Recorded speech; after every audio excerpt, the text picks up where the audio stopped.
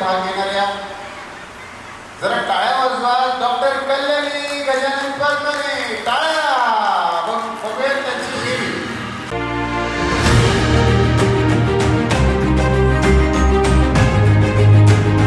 आध्यात्मिक आणि सामाजिक क्षेत्रात हिरिरीने भाग घेणाऱ्या डॉक्टर कल्याणी गजानन पद्मने यांना आध्यात्मिक क्षेत्रात देशोन्नती मनस्विनी सन्मान स्त्री शक्तीचा गौरव मायमाऊलीचा हा पुरस्कार देऊन गौरव करण्यात येत आहे. डॉक्टर कल्याणी यांना आध्यात्मिक व समाज क्षेत्रात कार्य करण्याची लहानपणापासूनच मनीषा होती. त्यांच्या या कार्याला संत गजानन महाराजांचे शिष्य अकोटचे वासुदेव महाराज यांचे नेहमीच आशीर्वाद प्राप्त झाले आहेत. डॉक्टर कल्याणी या महिला सक्षमीकरण आणि बाल संस्कार शिबिर, शालेय साहित्य वाटप आदी उपक्रम वर्षभर राबवित असतात. डॉक्टर कल्याणी पद्मने या ग्रामीण तसेच शहरी भागात अध्यात्म विषयावर व्याख्यान देतात आणि त्यांच्या या मधुर वाणीचा विद्यार्थी आणि महिलांवर प्रभाव पडतो. त्यामुळेच अनेक जण अध्यात्माकडे वळल्याचे त्या सांगतात. त्यांना कुटुंबाचे पाठबळ मिळत असल्याने त्या या क्षेत्रात यशस्वी भरारी घेत आहेत. त्यांच्या या अद्वितीय कार्यास मनस्विनीचा त्रिवार सलाम. कल्याणी गजानन पद्मने यांना आम्ही या क्षेत्रातला देशोन्नती मनस्विनी सन्मान स्त्री शक्तीचा गौरव मायमाऊलीचा पुरस्कार देऊन अर्थातच त्यांचा गौरव करतोय. लहानपणापासून सामाजिक क्षेत्रात आणि समाज क्षेत्रात कार्य करण्याची, आध्यात्मिक क्षेत्रात कार्य करण्याची आवड मनीषा होती आणि त्यांच्या कार्याला संत गजानन महाराजांचे शिष्य अकोटचे वासुदेव महाराज यांचा आशीर्वाद प्राप्त झालाय. महिला सक्षमीकरण, बाल संस्कार शिबिर, शालेय साहित्य वाटप हे उपक्रम हे वर्षभर राबवित असतात. डॉक्टर कल्याणी पद्मने शहरी भागात आध्यात्मिक मोठं महत्त्व. टाळ्या वाजवणं हा जरा जोरदार. कल्याणीची पद्मने सन्मान स्त्री शक्तीचा गौरव मायमाऊली. रामकृष्ण नारी शक्ती जिंदाबाद. या ठिकाणी आज इतक्या सुंदर अद्वितीय अशा सोहळ्यामध्ये दैवी देशोन्नती आणि मनस्विनी यांनी आज मला या व्यासपीठावरती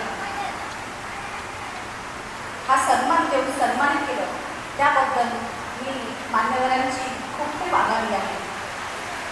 मला एकच सांगायचं या ठिकाणी महिलांना, विशेषतः सविताताई या कार्यक्रमाकरता खूप काम करीत आहेत आणि खूप प्रतिसाद आहे. अकोल्यामध्ये महिलांचा मनस्विनीच्या या कार्यक्रमाला खूप जास्त प्रतिसाद आहे आणि हा प्रतिसाद वाढता राहणार आहे अशी माझी सदिच्छा आहे.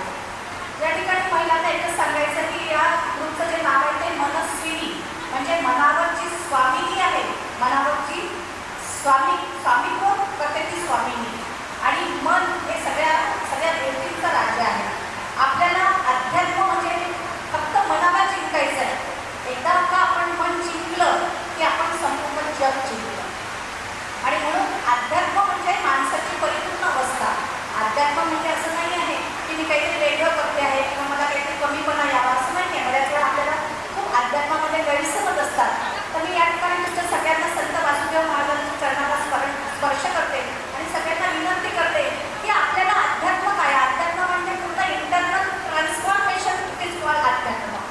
अध्यात्म म्हणजे काही भजन पूजन मंदिरात जाणं माळा करणं याला अध्यात्म म्हणत नाही. तर माणसाचं अंतर्बाह्य परिवर्तन म्हणजे अध्यात्म असतं आणि याच्यासाठीच आपल्याला हा जन्म मिळालेला आहे. आणि म्हणून मी तर फार छोटीशी आहे तिच्यासमोर, पण तुम्हाला जर हे सगळं जाणून घ्यायचं असेल तर मी सगळ्या महिलांना विनंती करते की त्यांनी फक्त ज्ञानेश्वरी ग्रंथाचं वाचन सदैव करावं. ज्ञानेश्वरी ग्रंथ वाचला आपण की आपल्याला ईश्वर काय, ईश्वराचं स्वरूप काय, आपलं स्वरूप काय, मी कुठल्या मार्गाने देवाजवळ पोहोचू शकते, या सगळ्यांचं